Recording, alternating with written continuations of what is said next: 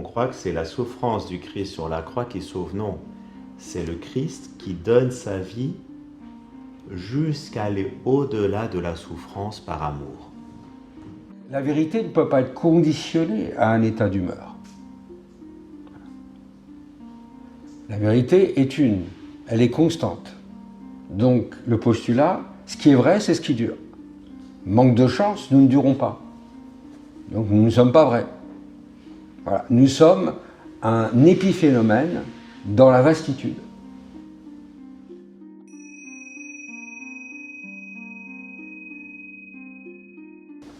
Dialogue, c'est écouter, alors on a entendu l'appel. On n'a même pas simplement entendu, on a écouté l'appel. Vous savez, on entend une cloche, on écoute sa femme et on ne mélange pas les deux. On entend une cloche, on écoute le maître et on ne mélange pas les deux. Donc on a écouté l'appel à évoquer en quelques mots la souffrance. Alors évidemment, ça demanderait un week-end entier, hein. Enfin même... heureusement que la question n'est pas résolue, d'abord. Un psychanalyste disait, il y a des questions qui n'appellent pas de réponse, mais qui demandent à être entendues comme question. Le deuxième point, c'était en précisant, il ne s'agit pas de la souffrance, mais de la question de la place de la souffrance et de la foi et de la religion. Et alors, par rapport au christianisme, évidemment, quand on contemple un Christ en croix, mon petit neveu avait sa version à lui. Du haut de ses 5 ans, il était à l'éveil à la foi, donc tu mets tous les petits-enfants par terre, puis tu leur racontes des histoires de Jésus. Et la catéchiste Jésus, Jésus c'est la paix, Jésus, oui c'est la joie, c'est ça. Jésus c'est l'amitié, Jésus c'est le partage, très bien, très bien. Puis mon petit neveu il dit comme ça. Puis la catéchiste finit par le voir, elle dit, mais comment tu t'appelles toi? Émeric. Il est quand même un peu mort sur la croix, hein. Alors, quand elle a vu qu'on avait un lien avec le petit, à la fin de la messe, elle les a rendus aux parents, elle m'a dit, mais dis donc la prochaine fois que tu m'envoies un théologien, tu me préviens. Grande question, non? Il est quand même un peu mort sur la croix, alors du coup on a l'impression que c'est la souffrance du Christ qui sauve. En fait, ça vient, c'est comme avec le yoga, il y a des raccourcis qui sont faits qui font des contresens. Comme des courts-circuits électriques, tu sais. En fait, il y a 3 pôles, normalement, s'il y en a un qui manque, poum, ça saute. C'est de la science physique, ça. Et c'est parce qu'on croit que c'est, quand on dit la croix nous sauve, on croit que c'est la souffrance du Christ sur la croix qui sauve. Non, c'est le Christ qui donne sa vie jusqu'à aller au-delà de la souffrance par amour. En fait, ce qui nous sauve, c'est la vie donnée de Jésus, c'est l'amour. Mais un amour qui est plus fort que la mort et donc qui traverse la croix. Mais ce n'est pas le fait de souffrir qui donne le salut. Ça, c'est très important. Sinon, on va dire à quelqu'un qui est très malade, « Oh, bah, t'as qu'à offrir tes souffrances au petit Jésus, hein ?» Je crois que c'est pas... Je pense pas qu'on puisse faire pire, en fait. Ah oui. Hein, finalement, tu vas auprès de quelqu'un à l'hôpital qui a un cancer du foie, ça fait mal, hein? Offre tes souffrances au petit Jésus. Ben vas-y, prends-les. Je t'offre mes souffrances, comme ça tu pourras les offrir au petit Jésus. Vous voyez? En fait, c'est vraiment... Il y a un fonctionnement, parce que je pense que c'est le psychisme humain aussi qui peut être comme ça, un peu masochiste, un fonctionnement mortifère, mais qui n'amène pas la vie. Et c'est vrai que, bah voilà, il y a toujours des déformations, hein. Même dans le plus bel enseignement du yoga, ça peut devenir le plus commercial des pratiques. Enfin, vous voyez, je veux dire, c'est des déformations mystérieuses dans la vie spirituelle, comme ça. Et donc, ce n'est pas la souffrance qui sauve, c'est un amour, une vie donnée plus forte que la souffrance et que la mort. Et une fois qu'on va situer ça, on va se dire, mais pourtant, il y a plusieurs manières de souffrir, et je voudrais faire un peu le lien avec, du coup, l'ascèse et la liberté. Parce qu'on est là pour du bien-être, hein, pour guérir, pour se sentir bien, tout ça. Il y en a même qui disent, va te confesser, tu te sens mieux. C'est trop mignon. Mais c'est pas un objectif en soi. C'est pas ça la question. La question, c'est d'être enfant de Dieu. Donc, c'est au-delà de tout ça. Et du coup, ça me semble une question importante dans la foi, cette question d'abord, qui va se dire, la première étape, ça va être de quitter. Et de fait, ça peut être une forme de souffrance de quitter. Mais quitter, c'est commencer la liberté. Quitte ton pays, la maison de ton père, va vers le pays que je t'indiquerai. Quitter. C'est l'appel d'Abraham dans Genèse 12. Laissant tout, ils le suivirent. C'est les disciples au port de la mer de Galilée. Et de se dire que je crois que la foi, elle commence quand on quitte. Quand on quitte nos sécurités, quand on quitte notre ego, ultimement. Mais à travers ce quitter-là, c'est finalement le quitter la dimension narcissique, pour découvrir par le regard de Dieu ce que je suis vraiment, le soi, passer du moi au soi. Le soi, c'est le moi réfléchi, pour le dire rapidement. Et donc, la première question, alors du coup, ça veut dire, ben oui, mais c'est onéreux de quitter. C'est comme on dit dans le psaume, renonce au mal, fais ce qui est bien. Bah, honnêtement, si on fait des péchés, c'est que c'est agréable. Hein. Un petit peu de médisance, mais c'est bien humain, monsieur le père, là. Hein. Demandez pas d'arrêter. Des bons excès. Non, pas du tout. Ça ne me concerne pas.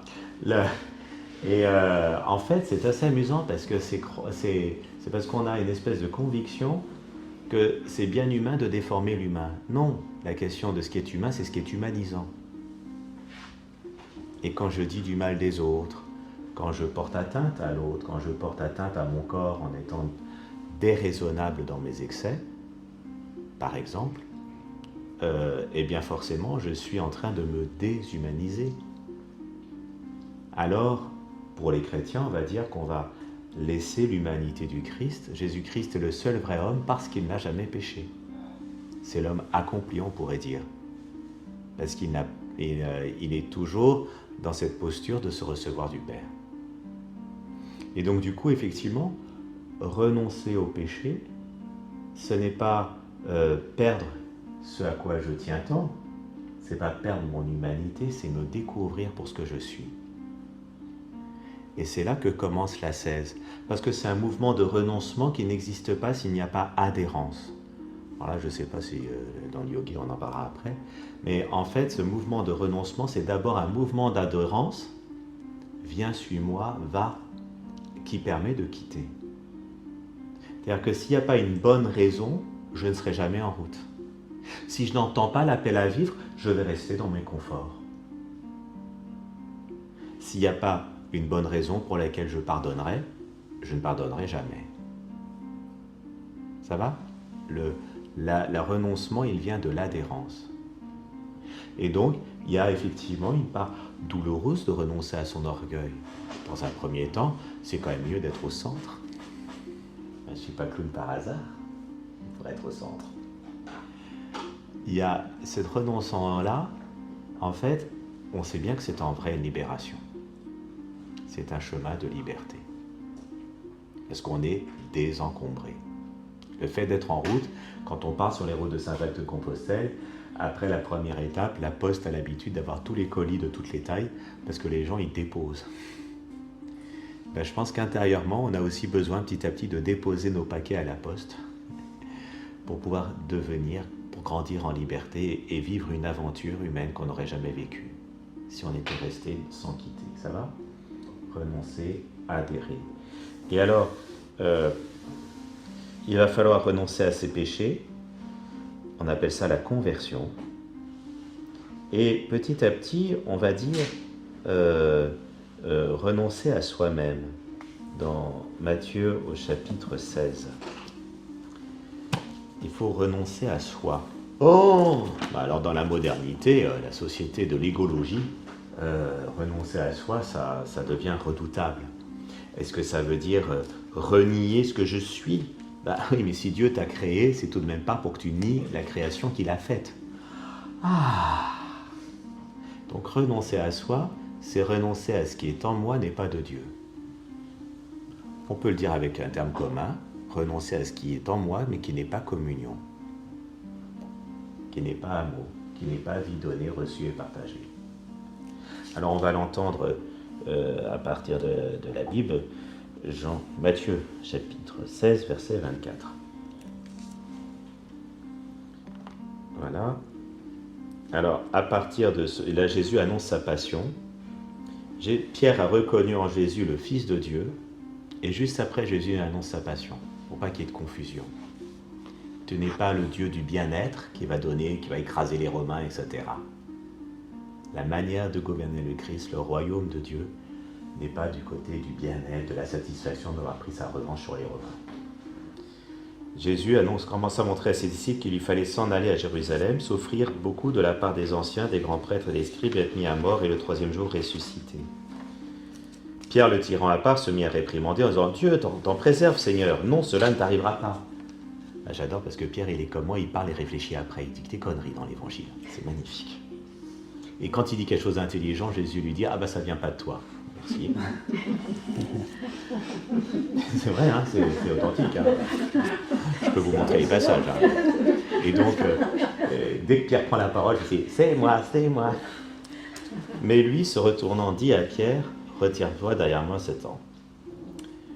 Tu es pour moi l'occasion de chute, car tes vues ne sont pas celles de Dieu, mais celles des hommes. » Vous voyez, là, des vues charnelles. Dans cette fois-ci, on voit par rapport à ce qu'on a vu, des vues spirituelles.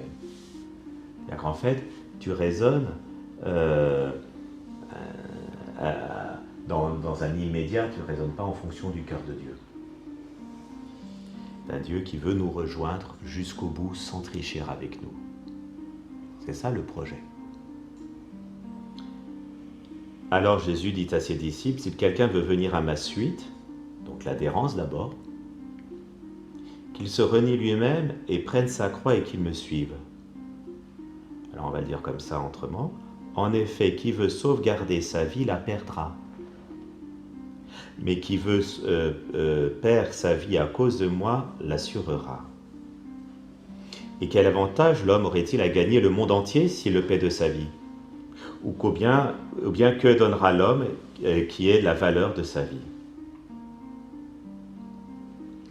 Je trouve ça très beau. Moi, j'ai un cousin qui a une très grande entreprise. Et un jour, sa femme vient le voir en lui disant « écoute, comme t'as pas vu, j'attends un deuxième enfant, comme t'as pas vu grandir le premier, tu verras pas grandir le deuxième, je m'en vais. » Ah, il avait gagné sa vie, hein, il l'avait bien préservé, il avait bien mis de l'argent du côté pour la famille, hein, pas de problème. Mais qu'est-ce que c'est que tout ça? Quel sens ça a? Si tu vis en t'économisant, tu ne vis plus. C'est impressionnant quand même, c'est redoutable cette responsabilité qu'on a. La vie, elle est dans le don. On en fait tous l'expérience. Les grands-parents, vous savez, on les appelle les chics ouf. Chic, les enfants arrivent. Ah, les petits enfants arrivent. Ouf, ils sont partis. Mais les petits-enfants sont des chics ouf, mais ils seraient malheureux de ne plus les voir. C'est trop drôle, non? De manière tout à fait analogue, les vieux de 95 ans, là, ils veulent absolument faire quelque chose. Alors, c'est pas raisonnable, il faudrait qu'ils restent à la maison, qu'ils se protègent. Oui, ils vont mourir 2 fois plus vite, à force de protéger. Et vous voyez que du coup, on voit bien que celui qui veut sauver sa vie, se faire son petit monde à lui, en fait, il se perd. Mais celui qui, aux yeux du monde, donne sa vie, eh bien, il la trouve. Voilà le sens de renoncer à soi, de perdre de... Vous voyez ce que je veux dire? Parce que, voilà, celui qui sauve... qu'il prenne sa croix et qu'il me suive, c'est-à-dire qu'il prenne sa croix, c'est-à-dire qu'il prenne part à l'union au Christ, d'un Christ qui s'est uni à nous sans regret et sans recul. Alors voilà que la question ne devient pas tellement la souffrance, mais le sens de ce que l'on vit. Jean-Eudes, il a écrit une lettre aux sœurs de Notre-Dame de Charité. J'avoue que je suis trop bavard. À midi, j'ai parlé longtemps, ce qui fait que je n'ai pas eu le temps de photocopier la lettre, mais je vous la donnerai pour ceux qui restent demain, enfin ce soir, peu importe. Il a dit « Ah là là, vous allez vous occuper des femmes qui sont prostituées. » Alors évidemment, c'est une belle vocation, ça, de permettre à des gens de retrouver leur dignité et la dimension transcendante de leur vie. Oh oui, ça c'est une belle chose. Mais cet emploi déplaît étrangement aux démons. Donc il ne manquera pas de vous montrer toutes les peines et difficultés qu'il faudra y souffrir. C'est vrai ça. Les moindres difficultés nous abattent, des mouches nous sont des éléphants. Et quoi, mes très chères sœurs? Voudriez-vous qu'on vous envoie... Ne savez-vous pas, mes très chères sœurs, qu'il n'est pas de condition humaine où il n'y ait pas une part de souffrance, et que même la Vierge Marie a souffert? Ou alors voudriez-vous qu'on vous envoie un autre Messie? Un Messie fait de sucre et de roses, de miel et de roses? Ne savez-vous pas que le grand chemin pour aller au ciel, c'est le chemin de la croix? Ou alors, voudriez-vous rester quitte et regarder vos sœurs sombrer dans la boue parce que vous êtes si délicate que vous avez peur de les y rejoindre pour les en retirer? Ne savez-vous pas que lorsque le soleil rentre dans la boue, il ne se tache point? Ne savez-vous pas, mes très chères sœurs, que le Seigneur ne laissera jamais tomber celles qui, pour l'amour de lui, se donnent aux autres? Et du coup, on voit qu'il y en a dans ce texte-là, moi j'aime beaucoup parce que je le relis régulièrement, parce que toute action apostolique amène des contradictions. La vérité n'est pas aimée, on pourrait dire ça comme ça. Quel que soit le domaine dans lequel nous sommes, c'est incroyable, comme tu l'as dit, tous ces maîtres de sagesse qui se tapent sur la figure, ça existe quand même. Et de se dire, voilà, il y a forcément de la contradiction. Mais la question, c'est de se dire, et la mission est un lieu de combat spirituel, comme j'ai un combat intérieur à vivre. Le discernement dont on a parlé. Et que la donation, le consentement à l'œuvre de Dieu en moi, eh ben, c'est un véritable travail. Un travail qui suppose ce mouvement de renoncement et d'adhérence pour vivre une vraie liberté. Une vraie disponibilité, une disponibilité filiale, la liberté d'être fils. Comme le Fils du Père se reçoit à chaque instant de Dieu, comme je consens à l'action de la divinité en moi, à l'action de l'Esprit Saint dans ma vie.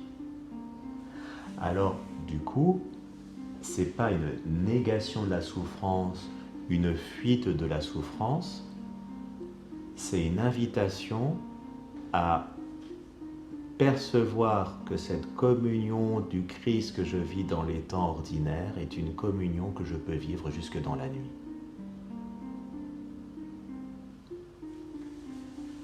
Là, évidemment, il faudrait venir au week-end Eti Il-Soum, il n'y a pas de pub. On pourrait considérer Eti Il-Soum, on pourrait considérer beaucoup de personnes qui... Marcel Callot, vous savez, il a fini par être envoyé en camp de concentration parce qu'il était trop catholique pour les SS, en camp de travail. Il amenait trop d'espérance aux autres. Et quelque part, on perçoit chez cet homme qu'il est tellement uni à Jésus que, de fait, il en est mort. Il n'y a pas de souci. Pour le coup, par rapport aux de souffrance, on peut y aller là. Mais cette union à Jésus demeure et lui permet de rester un homme debout. Maximilien Kolbe qui a donné sa vie pour un père de famille. Et les Allemands étaient tellement étonnés du fait qu'il aille dans la petite boîte de fer à la place de l'autre qu'ils l'ont laissé faire. C'est quand même très étonnant. Et alors, mais là, c'est jusqu'à l'extrême. Mais il nous a aimés jusqu'à l'extrême. Et il s'est mis à nos pieds. Notre Dieu s'est fait homme et il s'est mis à nos pieds. On appelle ça la kénose, la descente du Christ vers nous. C'est pas l'inverse des religions traditionnelles où on monte vers Dieu. Là, vous savez, tout à l'heure, j'ai insisté sur ce mouvement-là de l'illumination, sur la sainteté d'un Dieu qui vient nous rejoindre jusque dans la déréliction la plus extrême pour briser tout ce qui pourrait nous séparer du Père. Et alors, effectivement, personne ne souhaite des souffrances aux autres,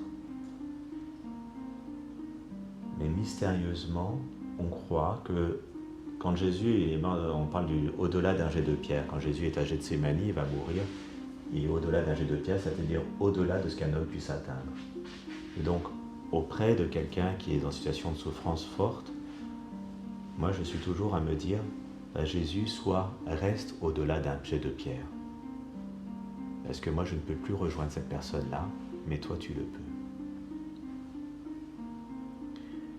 Et je crois que du coup c'est là où on peut retrouver un chemin d'espérance authentique, parce que c'est pas négation ni fuite, c'est traverser le mystère de la souffrance. Alors effectivement, on voit que du coup, devant cette question-là, on se rend compte qu'il ne s'agit pas de bien-être, mais d'une forme d'ascèse, d'une discipline, d'une rigueur qui peu à peu nous met en communion avec Dieu, nous laisse découvrir cet espace intérieur auquel je consens qu'il se déploie en moi et qui est vraiment l'école de la liberté.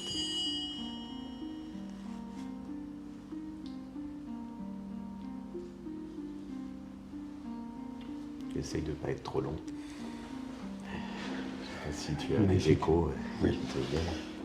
Alors, à la lumière de ce que le Père Benoît vient de développer, nous allons aborder la version yogique pour voir quelles pourraient être les résonances ou les dissonances dans cette version. Alors, quand évidemment, dans l'étude, dans l'observation, dans toute méthodologie, tout dépend là où on se situe et comment on place les arguments pour étudier les choses. On s'aperçoit aussi que dans l'examen préalable, il y a certains postulats qui vont disparaître au fur et à mesure de l'analyse. Voilà. Et en effet, on s'allège progressivement. Juste une petite lecture pour faire écho. Chapitre, le chant 12 de la Bhagavad Gita, on en parle, je situerai pour que les personnes qui ne seraient pas familières avec. Discipline de la dévotion. Arjuna, le disciple guerrier de Krishna, pose cette question.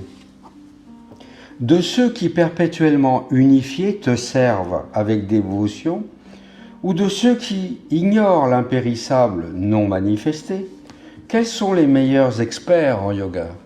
Je répète la question. De ceux qui perpétuellement unifiés, au Seigneur bien entendu, te servent avec dévotion, ou de ceux qui ignorent l'impérissable non manifesté, quels sont les meilleurs experts en yoga?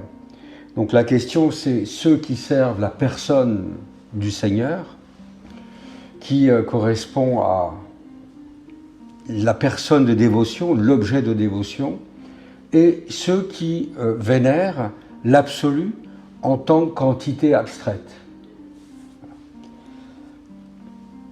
Quels sont les meilleurs experts en yoga? Réponse. Le bienheureux Seigneur dit, ceux qui, unifiés, absorbant en moi leur esprit, m'adorent constamment et qui possèdent une foi extrême, ceux-là sont à mes yeux les yogis les plus accomplis. Je répète, ceux qui sont unifiés, absorbant en moi leur esprit, m'adorent constamment et qui possèdent une foi extrême, ceux-là sont à mes yeux les yogis les plus accomplis. Alors, on va revenir sur certaines questions, notamment la souffrance. Schématiquement, dans la voie de l'Advaita Vedanta, Advaita, ça veut dire A, préfixe privatif, non de, Dvaita, de. Donc c'est une forme de non-dualisme ou de monisme, si vous voulez. Vedanta veut dire connaissance. La connaissance par la non-dualité. Eh bien, étant donné que le postulat de base est que les phénomènes qui nous apparaissent dus à la manifestation sont irréels. toujours revenir sur ces fondamentaux. C'est pour ça que je vous disais au préalable qu'il est possible qu'au fur et à mesure de l'investigation, ces postulats ne soient plus soutenables. Mais peut-être le sont-ils d'un point de vue logique. Donc dans cette voie de l'Advaita Vedanta, largement partagée par un certain nombre de lignées de yoga, la manifestation est considérée comme un mirage, comme une perversion, on va dire, du mental. C'est-à-dire que le mental s'est trompé. En ce sens, là, c'est assez cartésien.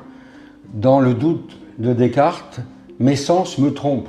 Quel est ce malin qui s'ingénue à me tromper dans ce qui m'apparaît? Là, il y a, on va dire, voisinage de paliers dans la compréhension. Et donc, les phénomènes m'apparaissant, moi-même, je suis un phénomène. Dans cette manifestation, sur l'échiquier de la manifestation, je ne suis pas plus réel que n'importe quel autre phénomène. Et donc, je fais un raccourci, parce qu'il n'y a pas de temps à perdre. Donc la question de la souffrance est immédiatement évacuée, parce qu'elle fait partie justement de cette illusion de la manifestation. Bon. Alors évidemment, on crie au hurlement dans certaines écoles en disant « oui, mais c'est bien gentil, tout cela, mais en tout cas, dans mon corps de chair, dans mon existence, je souffre. Même si en effet la durée d'une vie humaine n'est rien dans l'immensité du temps, si je souffre ne serait-ce qu'une seconde, il y a une matérialisation de la chose. » Réponse, confusion entre l'absolu et le relatif. C'est-à-dire que dans le relatif, qui est une vision du mental, en effet, il y a souffrance. Dans l'absolu, non.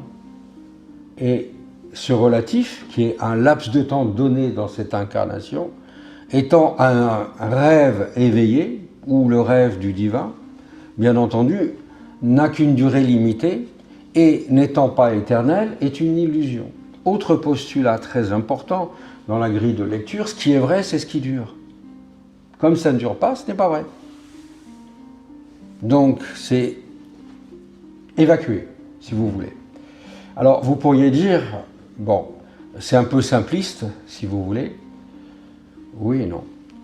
Parce que l'objet du yoga, de l'approche yogique, c'est de chercher cette éternité. C'est en effet de trouver, si ce n'est pas toucher du doigt, de contacter cette éternité, ce point de stabilité. Parce que si c'était en effet de pouvoir contacter des bribes, des moments, des instants dits présents, ça ne serait plus le yoga. Donc on ferait un collage de puzzles, de moments, si vous voulez, qui seraient en fonction, qui seraient ballottés comme une balle de ping-pong, entre les moments avec et les moments sans. Je suis bien, ah ben je suis pas bien, etc. Voilà. Donc toute la donne est changée, puisque je ne suis pas bien. Je me suis levé du mauvais pied. Ben, je vois plus la vie rose, je la vois en noir. Voilà. Donc la vérité ne peut pas être conditionnée à un état d'humeur. La vérité est une, elle est constante. Donc le postulat, ce qui est vrai, c'est ce qui dure. Manque de chance, nous ne durons pas. Donc nous ne sommes pas vrais. Voilà. Nous sommes un épiphénomène dans la vastitude. Alors, là, pour rejoindre un petit peu le magnifique exposé de Père Benoît, dans l'abandon du moi, ou l'abandon à soi, là aussi il y a une interprétation, il y a une grande confusion. Dans la compréhension moderne du yoga marketing, l'abandon à soi, c'est en fait l'abandon au jeu. Étant donné que le postulat qu'il n'y a pas de mal à se faire du bien, donc obligatoirement, l'abandon à soi, c'est l'abandon à sa personne, à sa petite personne. l'abandon yogique dont il s'agit, c'est de dépasser les limites du je, c'est-à-dire l'enclos de sa personne limitée. Alors, le but n'est pas nécessairement, là il y a une petite divergence, de faire du bien au prochain, de le secourir ou de ne pas le secourir. Et on va voir pourquoi après. C'est là que ça devient intéressant dans cet exposé que je vous fais. C'est d'ouvrir, de faire une expansion de sa véritable identité. Et là, on aboutit à un autre postulat de l'approche yogique, qui est de dire que la souffrance, en fait, c'est l'ignorance. L'ignorance de sa véritable identité. Donc je suis ignorant parce que je me suis cru être un homme dans ce qu'on appelle l'ici et maintenant, en train de vous parler, alors que c'est un mirage qui ne durera pas. Parce qu'une fois l'heure passée, il se passera autre chose. Et donc, je suis un épiphénomène dans cela. Le but du yoga, c'est d'élargir cette conception. Ne suis-je qu'un épiphénomène? Qu'une avatarerie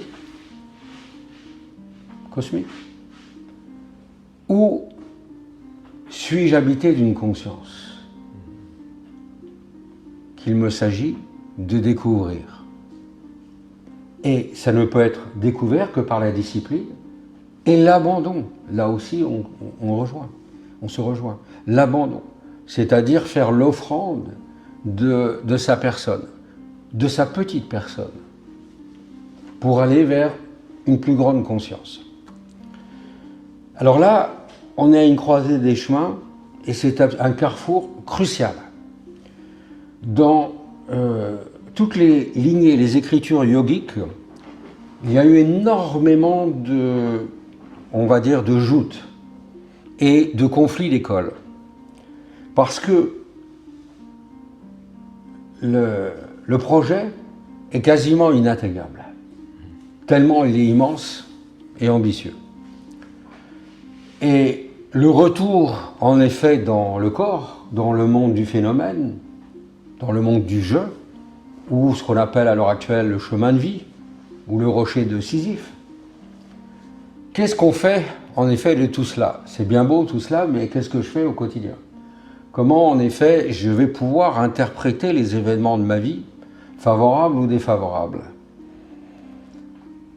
Jusque-là, si vous voulez, l'expansion de conscience, c'est très bien, mais il restera toujours ce résidu karmique avec mon rocher à rouler, etc.